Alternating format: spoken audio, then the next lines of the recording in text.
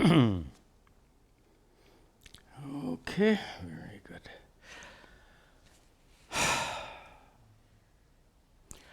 Om Sahana Vavatu Sahano Bhunaktu Sahavidyan Karavavahai Tejasvinavadhitamastu ma Vidvishavahai. Om Shanti Shanti Shanti Chaitanyam Sarvagam Sarvam Sarvagu Ashayam Yat Sarva Vishayatitam Tasmai Sarva Vide Namaha. Om. Very good. Welcome to you all for our weekly class on Shankara's Upadesha Sahasri. I'm forgetting which button I'm supposed to push here. Good. And welcome also to all of our students joining us online. Many regular students out there attending these classes. Nice to have you with us. We continue our study of this current chapter of Upadesha Sahasri. In our last class, you might remember we had a metaphor you might think is unusual, but it's not. It's a metaphor of experience of worldly objects being compared to a yajna. You know that yajna is the word for a Vedic ritual in which a sacrificial fire is created and offerings are made into that sacrificial fire. And that becomes a metaphor for experience. Just as you offer things into the fire, your eyes and ears and mind offer experiences to the so-called atma-agni. Shankara uses the term, the fire of Atma. Now, that may sound unfamiliar to you, but go back and study chapter 4 of the Bhagavad Gita, and it's a very dominant feature in chapter 4. Sri Krishna talks about it quite extensively. So even though I agree that it's an unusual metaphor, but after all, if it's in the Bhagavad Gita, it can't be that strange. So we return to that. I think it was introduced in the last couple of verses, and we continue with that metaphor today. Let's continue. Huyante tu havim shiti, huyante tu havim shiti, rupadi grahane smaran, rupadi grahane smaran, aragadvesha atmagnao, aragadvesha atmagnao, Jagratto shairna lipyate, Jagratto shairna lipyate. And we have to jump around. The words are way out of order here. We'll start second line, Rupadi grahane. When there is the grahana, grasping, experiencing, the experience of what? Rupa adi. Form, color, sight, anything you experience. And anything you experience would include not only objects outside you in the world, but mental objects as well. Vrittis, memories, emotions, etc., thoughts, whatever is in your mind. So, when all of these are experienced, Rupadi grahane, then huyante, you can understand them as huyante, being offered. Being offered, this is a metaphor, just like sacrificial offerings would be made into that fire. Here, these experiences, huyante, are being offered where? Third line, atma-gnau, into the agni, the fire, which is atma. Which is not, as I said, not a common metaphor to compare atma to that fire, but you'll see the significance of this metaphor. Shankara brings it out very, very well in this verse. And these offerings are like havimshi iti. Havis is the sacrificial offering made into that fire. Often ghee, but not always ghee. Could be many different substances are offered into that fire. So Shankara now makes the metaphor, smaran, end of the second line. Remembering this, thinking about this, reflecting on this metaphor of the yajna, the sacrificial fire. Reflecting on this metaphor, you become, in the third line, raga-dvesha. You become free from raga-dvesha. And here we have, this is, Shankara is being really quite terse here, so we just fill in the gaps, so to speak. How does this metaphor, how does it help you break free from raga-dvesha? There are several aspects of the metaphor. We'll see two of them here, and then one more in the last line. So one aspect of this metaphor is anything you offer into that fire is consumed and destroyed. Gone. And remember, in ancient times, ghee, most often offered into that fire, ghee in ancient times was costly. You know, today you go to your local store and you can buy a bottle of ghee for a couple of dollars. But in ancient times, it takes a lot of milk to create ghee. And even milk is valuable, and more valuable in ancient times. So you are offering something of value into that fire, and it's being utterly consumed, destroyed. The significance of that is to help us develop vairagya. Vairagya, dispassion. Raga, dvesha is based on raga, as you know, the compulsion to get what you want. Dvesha, as you know, the compulsion to get away from what you don't want. All of these are based on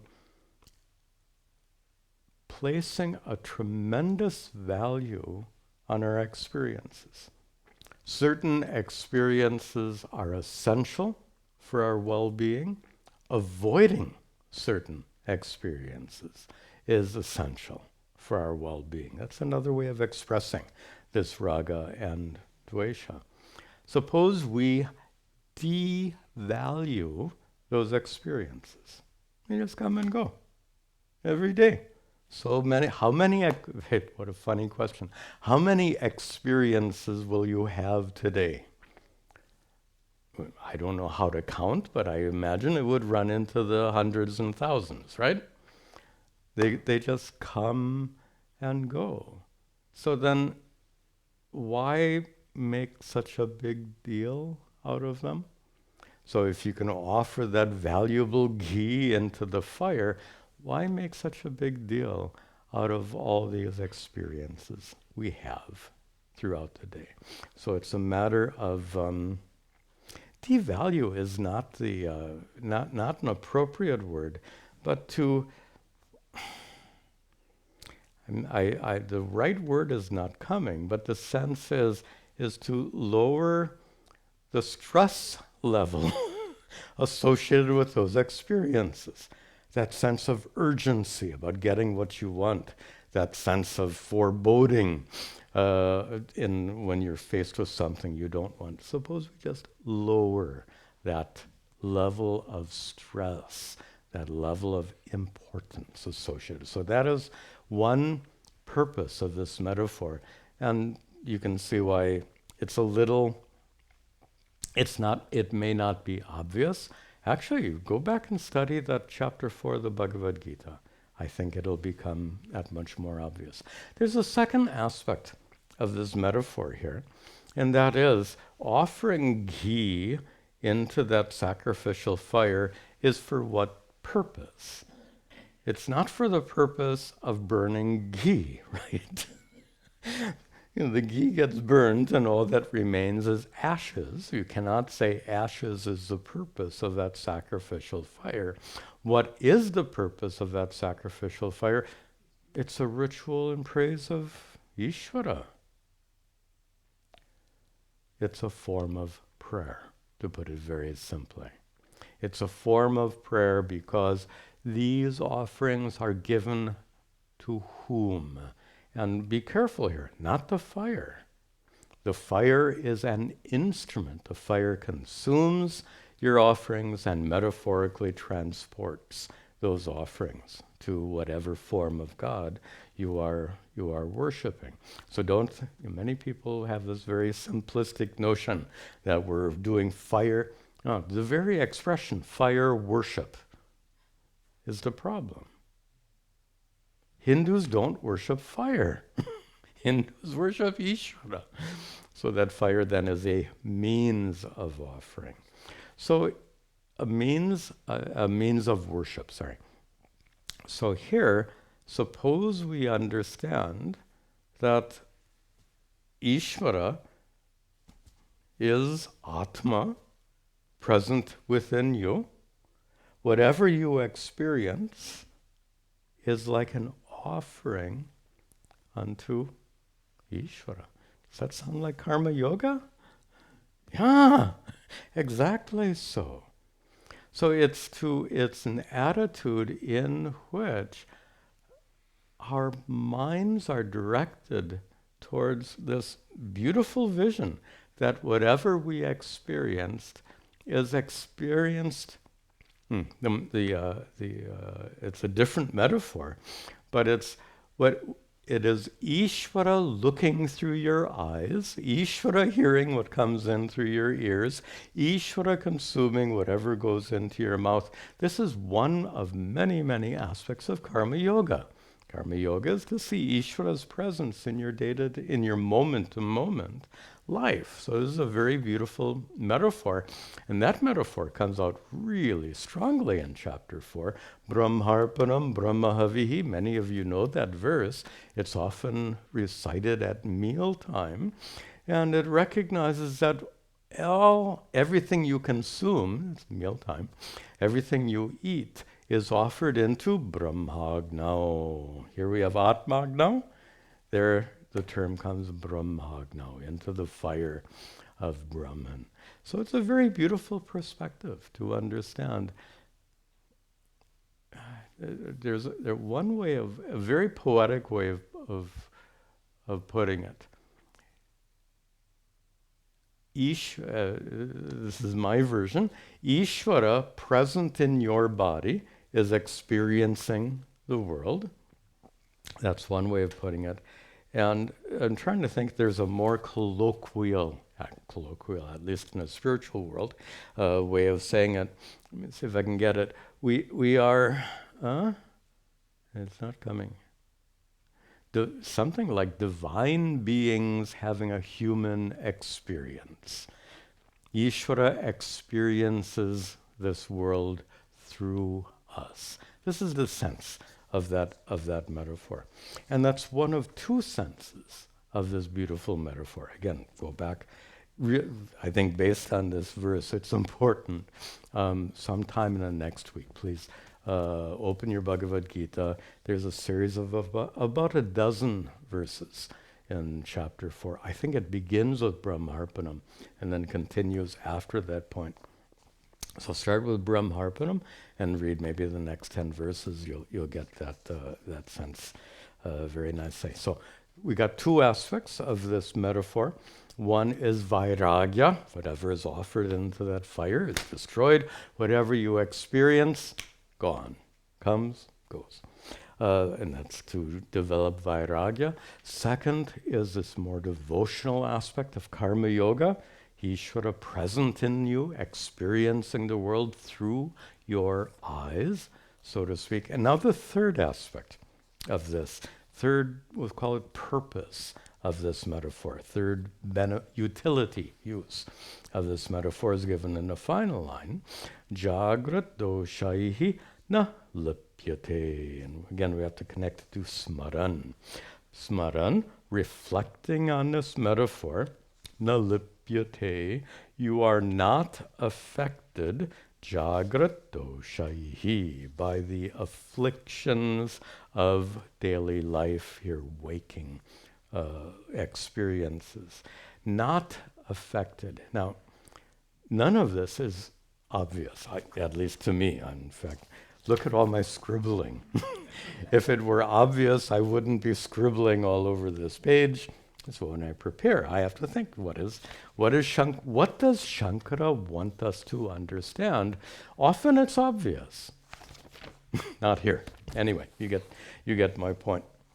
So third one also is not obvious. In what sense does this metaphor show that we're not affected? And here we have to work a little bit at it. Suppose you are conducting a ritual, yajna. Some of you have done that. Some of you may not have. And suppose you've made many offerings already, and when you offer ghee, melted butter into that fire, the fire grows larger and larger, and you keep putting wood in the fire also, or whatever you're using.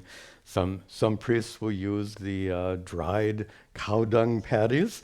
Nowadays priests seem to like to use parts of coconuts. Anyway, whatever it is, the fuel that makes that fire go. But imagine now the fire has grown quite tall. Big fire. And you offer some ghee into that fire. What happens? If the fire has already grown very tall, you don't see any effect. If the fire is quite small and you put the ghee in, you see the fire react to the ghee. But here we're talking about not an ordinary fire, we're talking about atma-agni. How big is that fire? Interesting, right? So that fire is limitless. So when you offer something into that limitless fire, how is that fire affected? It can't grow more because it's already infinite. Remember your math? Infinity plus any number equals, right? Remember that stuff? You probably don't want to. Anyway, you see my point though, and that is this is a very profound Vedantic teaching.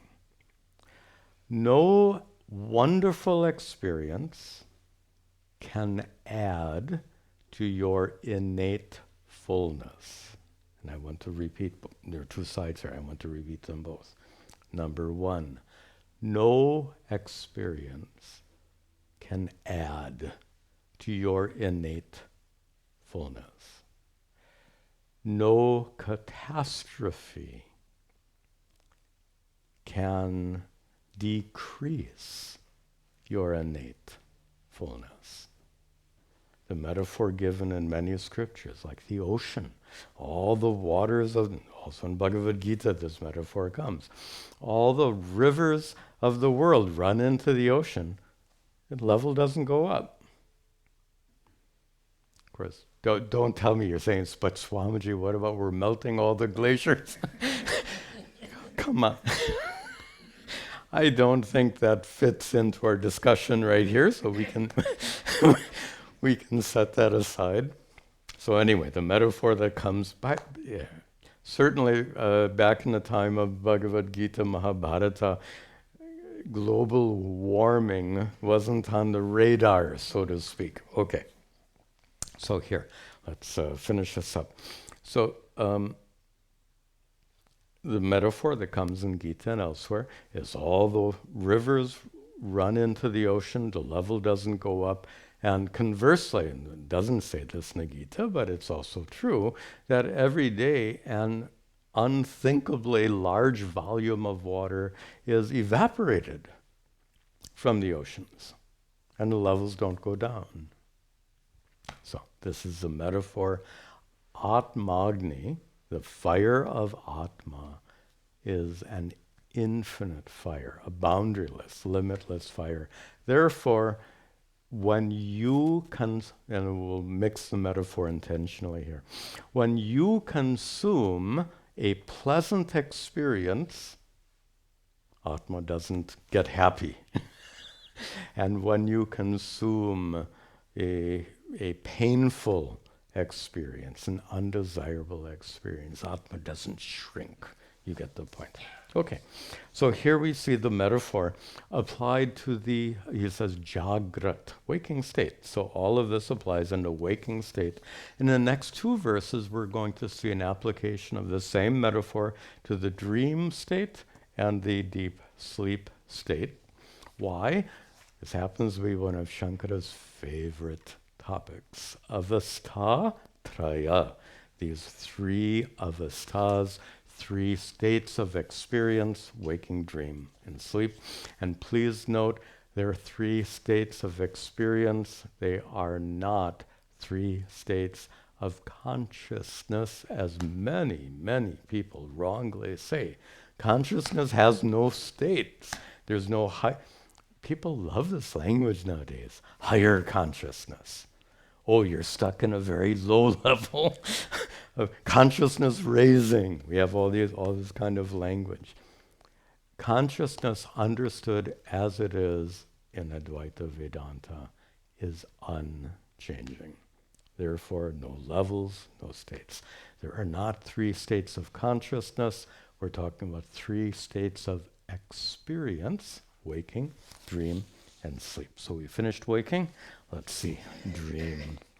Manase tu grahe vyaktaha, manase tu grahe vyaktaha, so vidya karma vasanam, so vidya karma vasanam, pashyan sthai sahat muktaha, pashyan sthai sahat muktaha, swayam jyoti prakashita, swayam jyoti prakashita. The visarga at the end is incorrect. Prakashita, a typo. There should be no visarga at the end. Okay, so now dream state. And he uses, Shankara's language is wonderful here. Manase grihe. When you dream, you create a dream world where manasa graha, in the room of your mind. Nice. So in the room of your mind arises a dream world, vyaktaha. That dream world arises in your mind, and saha, that dream world comes how? He says, due to avidya karma vasanam. Due to these vasanas, impressions in your mind, impressions, your mind is conditioned, is a better language. Your mind is conditioned by avidya, ignorance, and karma, action. What does that mean? In dream, remember we're talking about dream state now. In a dream, your mind is conditioned by ignorance. You don't know you're dreaming. You think it's real. So that is the presence of ignorance. Your mind is, here vasana, I think better to understand it as a mind that's conditioned. So your mind is conditioned by avidya, ignorance, in a dream. Also, your mind is conditioned by karma, all karma action, all the actions you have done in the waking state. Actually, here vasana works quite nicely. Vasana works in both senses. So the actions you do in the waking state all leave impressions, vasanas. Everything you experience leaves a trace. Memory is a simple example of that. So the memories, you know, that everything that occurs in your dream comes from memory and imagination. Okay. Where do those memories come from? Waking state experiences represented by the word karma here. So all of that is vyaktaha, manifest. All of those dream things are manifest, manase grahe, in your mind. And he says pashyan in the third line, seeing them. And seeing them, let me just check, yeah. So seeing them, pashyan, is meant, this Shankara is, I guess he just assumes that you can follow this stuff quite well. Not obvious. This word pashyan, I believe, reaches back to smaran in the prior verse. Pashyan, seeing. They're both present participles. In rhetoric, they call this parallel structure. Sometimes if you're reading some kind of sophisticated essay, you have to pay attention to structural details in that essay, otherwise you won't get the sense of it. This is an example of a structural detail, and that is the parallelism between smaran and pashyan. Sorry to bore you with this detail, but that's important to get the right meaning. So pashyan, seeing this in light of the metaphor that's been under discussion for a while. Notice Shankara in this verse doesn't mention the metaphor at all, but he refers to it with the word pashyan. Seeing the activities in your dream in the light of this metaphor. In the waking state, whatever is offered into the fire of Atma is offered by your sense organs and your mind. The difference is in the dream state, whatever you're offering into the fire of Atma is no longer offered by your external senses, offered by your mind alone, but still being offered. So all your dream experiences are similarly offered into that fire of Atma. And we saw before the significances of that metaphor. We need not go over that. We just discussed it. So with all of that in mind, we can understand then that whatever you experience in a waking state is experienced by Ishvara, experienced by, let it be like that. Experienced by Ishvara's presence within you in a waking state. Everything that occurs in a dream, experienced by Ishvara's presence within you. And again, Ishvara's presence is that Atma, Agni, that fire of consciousness. And here, Shankara now makes a reference. He says, Atma, Uktaha, the end of the third line, Atma is Uktaha, is called Taijasaha. In this context, Atma is called Taijasa. And here Shankara presumes that you've already studied the Mandukya Upanishad, where this very important term comes. The Mandukya Upanishad is famous for its deconstruction of Om into Auma, and its analysis of these three states of experience: waking, dream, deep sleep. And the Upanishad makes it very clear that Atma takes a different role in each of the three states. A different role, different relationship with body and mind. In the waking state, Atma is in relationship, and that relationship we'll put in quotation marks and skip a very complicated discussion there. Anyway, we'll say Atma, I'll correct my language so we can skip all of that. Atma is in the presence of the body and mind during the waking state. For that reason, in the waking state, Atma is called Vaishwanara. This is a technical term used in Mandukya. Vaishwanara means the person who is complete everywhere. So everywhere meaning complete, related to the world outside, related to the world inside. So in Mandukya Upanishad, Vaishwanara is a technical term to refer to Atma in the waking state. Here, Shankara refers to the name given for Atma in a dream state. Taijasa literally means the shining one. Atma is present in a dream state, but whereas in a waking state, Atma is in the presence of body, mind, and external world, in a dream state, Atma is in the presence not of your body is not recognized, physical body, not in the presence of the external world either. Only your mind is present to Atma in the dream state. Atma is called Taijasa, the shining one, and it is described as Swayam Jyotihi, self-shining, and Prakashita, the illuminator, Prakashita. And good to introduce the word here, Sakshi, the awareful witness, the observer. Just as in the waking state, all your experiences are observed by consciousness, revealed by consciousness. The same is true in the dream state as well. And the significance here, go back to that fire metaphor, is just like this infinite fire of Atma in the waking state can't grow larger or smaller. It's already infinite.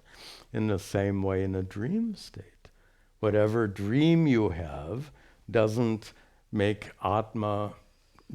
add or detract from Atma.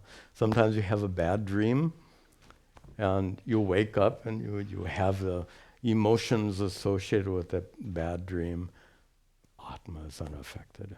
In fact, Atma reveals the fact that the bad dream left some emotional baggage. Baggage is not the right word here. Some emotional remnants. How's that? The dream is over, but the emotions aren't over. Isn't that true? When you wake up, and this is a side observation. When you wake up, your experience of the dream instantly comes to an end. The emotions carry on. Isn't that interesting? The dream experience comes to an end. Why don't the emotions end? That's the nature of emotions. They change very slowly. So even though the experience comes to an end, the emotions carry on. Okay. So this is Atma in the dream state called Taijasa, and that Atma is unchanging. That's the important point here. The take-home point, so to speak, is Atma is unaffected by whatever happens in the waking state. Atma is equally unaffected by whatever happens in the dream state. Now, what about what happens in deep sleep? Vishaya vasana vapi, Vishaya vasana vapi, chodyante naiva karma bihi, chodyante naiva karma bihi, yada buddhau tadagneyaha, yada buddhau tadagneyaha, prajnahatma hyananyadrika, prajnahatma hyananyadrika.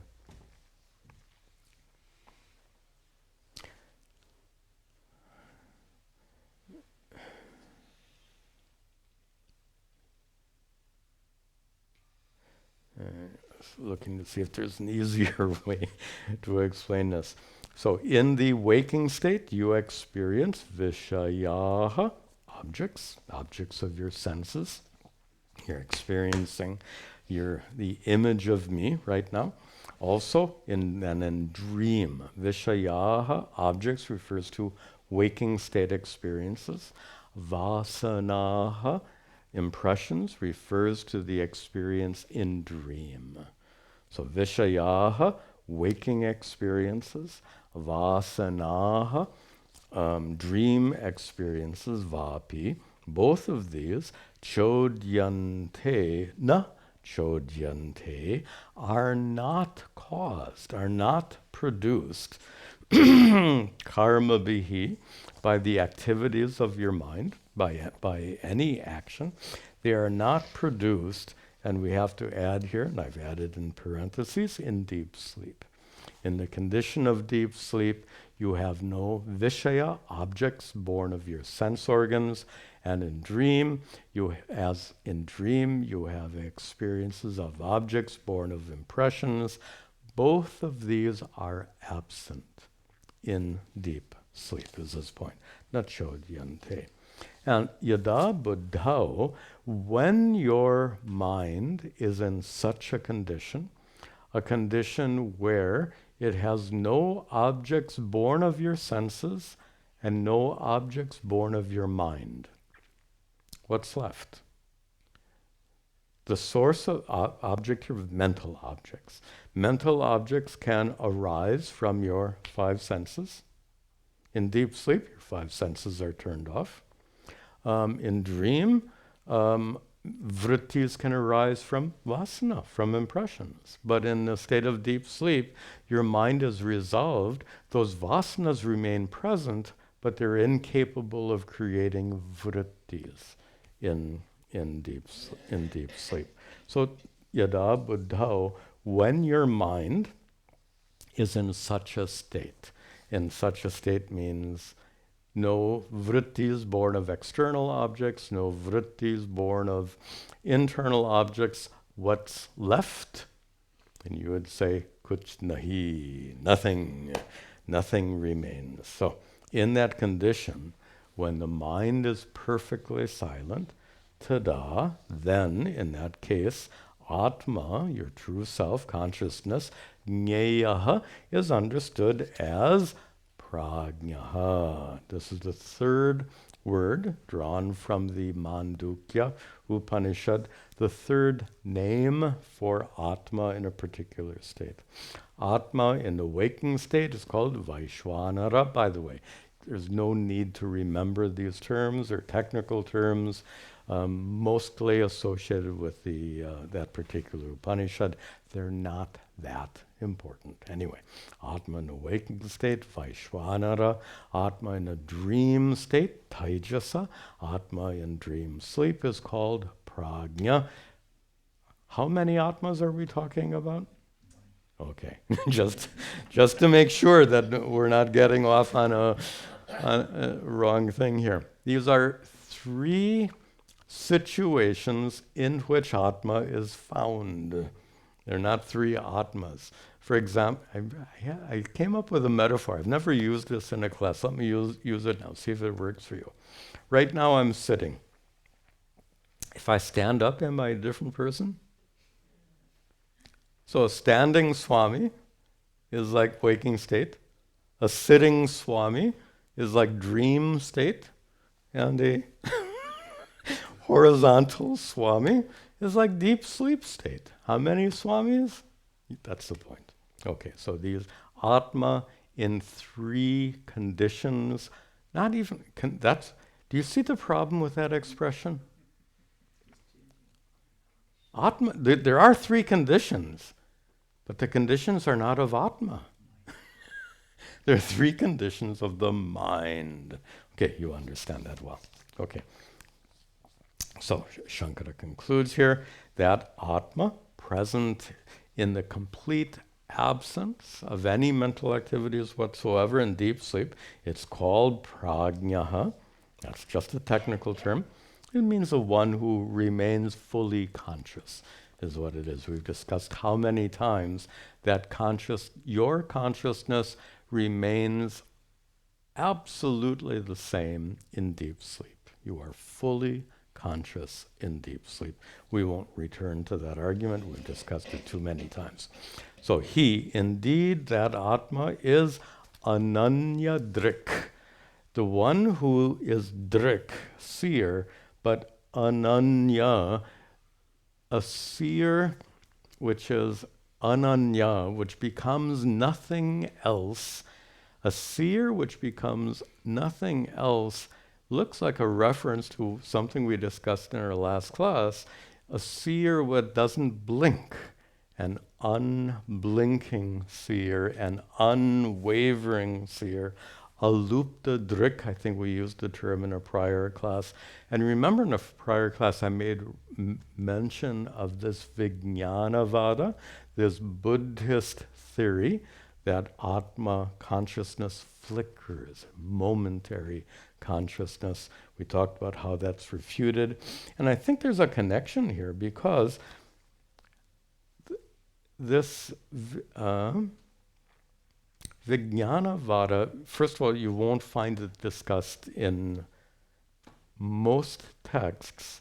One text where you do find it, however, is in Gaudapada's Karika on Mandukya Upanishad.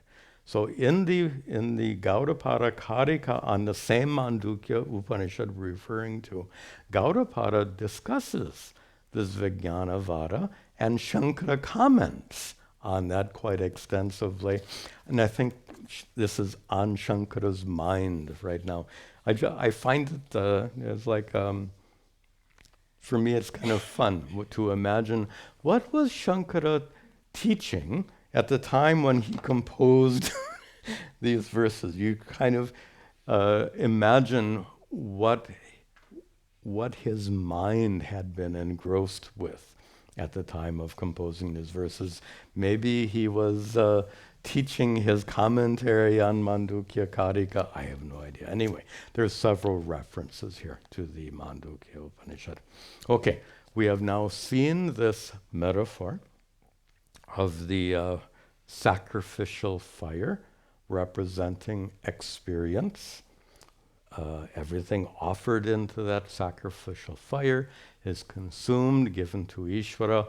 All of your experiences are consumed metaphorically by the so-called fire of consciousness, Atma-agni, and in that way experienced by Ishvara through you. Very nice poetic way of seeing it. And we've seen this now in waking dream and deep sleep. And now Shankaracharya wants to conclude that topic. Again, looking at this 3 states of experience. And when I say it's one of his favorite topics, I'm not kidding. This is every author has certain favorite things they like to write about or talk about, and this appears to be one of Shankara's favorite topics. So with that in mind, we'll see this verse and it'll conclude our discussion today. Mano buddhindriyanam ya, mano buddhindriyanam ya, avastha karma chodita, avastha karma chodita, chaitanye naiva bhasyante, chaitanye naiva bhasyante, ravineva ghatadayaha, ravineva ghatadayaha. In the second line, avasthaha, plural. These 3 conditions, 3 states. And again, not conditions of consciousness, not states of consciousness, 3 conditions or states of your mind. And we can best call them states of experience. Your mind is the organ for experience, right? So states of mind, states of experience, they mean the same thing. So, so these 3 states of asthaha, and these are states of what? States of, in the first line, states of your manas, mind, buddhi, intellect, and here he differentiates between the 2. The states of manas, mind, buddhi, intellect, and indriya senses.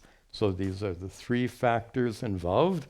In the waking state, all three of those factors are involved. In the dream state, two of the three factors are involved, manas and buddhi. And in deep sleep, zero of the three factors are involved. All of that is. So therefore, these avasthaha, these three conditions of the mind, are karma choditaha. They are determined by karma. And there's several ways of interpreting that. It's not his real main point. Why do you... This is just an interesting observation. Why do you wake up? Why don't you just... after all, sleeping is so nice. Why wake up? Of course, medical science has a very thorough explanation. Some reticular cortex, I forget what it is. Anyway, your brain actually has a circuit that makes you wake up. So anyway, in ancient times, they didn't understand anything about that. So they thought you woke up. Look at, this is an ancient way of understanding why you wake up. And the reason is, when you are dreaming, those dreams exhaust certain karmas. If you have good dreams, you're exhausting good karmas. If you have bad dreams, you're exhausting... Remember, karmas are exhausted through experience. Does that mean only waking experience? Who said? Any experience exhausts karma. You exhaust karma in dreams. Most people don't think about it, but according to the doctrine of karma, you exhaust good and bad karmas during your dreams, depending on if they're good or bad dreams. And when you went to sleep, you had certain karmas that were going to be exhausted in that dream. When they're exhausted, you wake up. This is an ancient worldview. You don't have to accept it today, but it's how they understood things in ancient times. Your dream karma is exhausted and you wake up. So waking, dream, and sleep then can be considered in this ancient worldview to be regulated by karma. That's what Shankara says here, karma chodita. So these three states regulated by karma, these three states bhasyante, third line. These three states, whatever occurs in these three states, bhasyante is revealed chaitanyena eva, by consciousness alone. I don't need to explain that. This is a central topic that Shankara has been discussing here again and again. But the key point, and I want to bring this up again and again, is that conventional thought has it that consciousness is affected by everything you experience, right? When sadness is present in your mind, does that sadness belong to your mind, or does that sadness belong to you, the conscious being? Seems to belong to the conscious being, but that's incorrect. Properly understood, sadness is a property of the mind. Consciousness that reveals that property of the mind is unchanging consciousness. And to explain that, Shankara gives a metaphor, ravina eva gatadayaha. Need our gata. So he says gatadayaha, just like pots, etc., are illumined ravina, by the sun. And the point, of course, is, how is the sun affected if it shines on this pot? And suppose it is a pot full of ghee. Does the sun become happy? Suppose it's a pot full of, I won't say, you can whatever you want to use, some undesirable substance.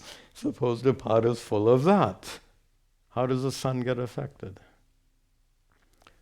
Pot represents your mind.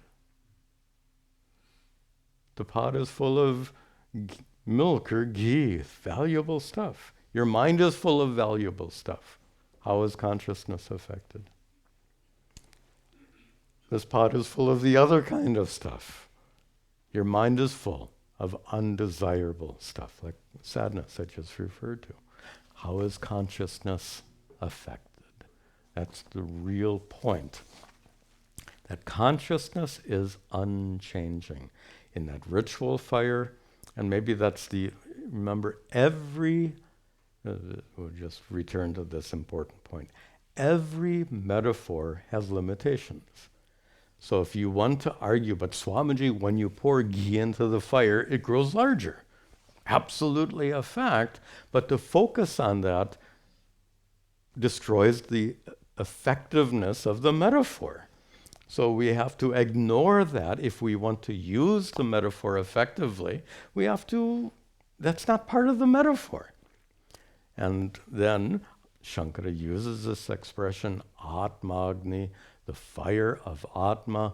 Atma is limitless. So imagine a yajna with an infinite fire. See the problem? Where are you? That works, right? Consciousness being all-pervasive.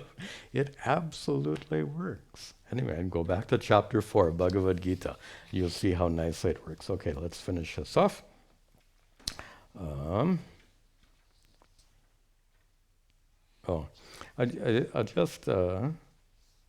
So Atma being unchanging.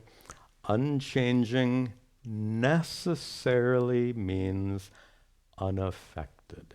Anything that's unchanging is necessarily unaffected, right?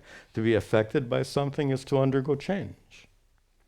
That which is unchanging, that which is unchanging is unaffected. The common word used in Sanskrit is kutastha. Kutastha, kuta often here refers to metal in general, but in particular an anvil. And I don't think any of us have had the experience of a blacksmith. The point is that a blacksmith changes the shape of a piece of metal by pounding on it against the anvil. And the irony is that the anvil is often also made of metal. But the piece that he's working on changes. The anvil doesn't change. So the anvil is the unchanging metal that allows for the transformation of the other kind of metal, the changing metal, just as consciousness is the unchanging revealer of the changing activities of your mind. Okay, before we leave this Avasthatraya behind, one of Shankara's favorite topics, I'll just remind you, most of you know a metaphor that I've used many times, and it's a modern metaphor, but extremely helpful in understanding the Avasthatraya, and that is the example I've given in a movie theater. In a movie theater years ago in America, because I don't think India had double features. Were there ever double features? I don't think so. So, yeah, because everything in Bollywood means minimum of 3 hours. Ridiculous. Okay, so but in up until I think the 1960s, and through the maybe into the 1960s in this country, movies were double features. You'd get probably in those days for your 50 cents, you would get to watch 2 different movies. Imagine 50 cents for a movie. Anyway, in the 1950s, 1960s. So you'd go into the movie theater and sit down and you'd watch the first feature, representing the waking state. Lots of stuff happens on the on the screen, and it seems to affect you because you get drawn into the drama, as it were, but really speaking, you are unaffected by whatever happens on the screen. It feels like it affects you, but in reality, it doesn't.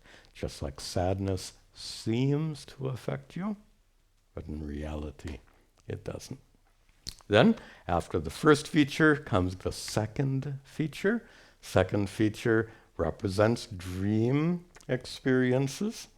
So, and completely different. Notice how the first, in fact, I think they would intentionally program two movies that were quite different from each other. And they would do that deliberately. So obviously our waking state experiences and dream state experiences are completely different. But the important part of this metaphor is this. After the first feature and second feature, what they did in those days is there would be an intermission, and then they would restart the first feature, the next show. In that intermission, before the next show, the screen remains dark. And I know they turn theater lights on. Here again, we're destroying the metaphor. Don't talk to me about that. Stay with the metaphor. So in the metaphor, as we're using it here, imagine yourself sitting in your theater chair, staring at a dark screen in a perfectly dark theater in between the two shows. This is, I think, a very nice representation of the dream of deep sleep. Your eyes are wide open, looking at a dark screen in a dark theater. What do you see? Nothing at all. And the reason this metaphor is so appropriate, we talked about karma regulating our sleep cycles. So if you stay in that theater long enough, the first feature starts again. If you stay in that theater long enough, you get first feature, second feature, dark screen, followed by first feature, second feature, dark screen. This cycle of the three first feature, second feature, and dark screen during intermission keeps cycling and cycling and cycling day after day after day. And then I love to extend metaphors, so we'll extend it one more step. Suppose you're in that theater. There are some people who really, really like like movies. So you're in that theater day after day after day after day, and after 70 or 80 years, the theater burns down. You're sitting there in a burnt down theater, looking at no screen. What do you see? Nothing. There's no theater. No screen, there's nothing to see. But given the fact that you're obviously such a movie addict, what do? You go find another theater. It's a bad metaphor, but it suggests this reincarnation thing. Anyway, you get the idea.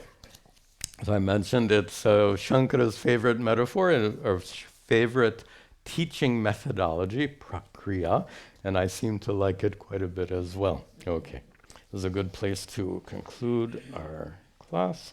I'll just remind you that this coming Friday is Mahashivaratri, and Saturday morning we will do a simple celebration of Mahashivaratri. Okay, we'll conclude with our prayers. Om sarve bhavantu sukhinah, sarve santu niramayaha, sarve bhadrani pashyantu, ma kaschad dukkha bhag bhavet, asato ma sadgamaya, tamaso ma jyotirgamaya, mrityor ma Amritangamaya. Om Shanti Shanti Shanti. Om Tat Sat. Good.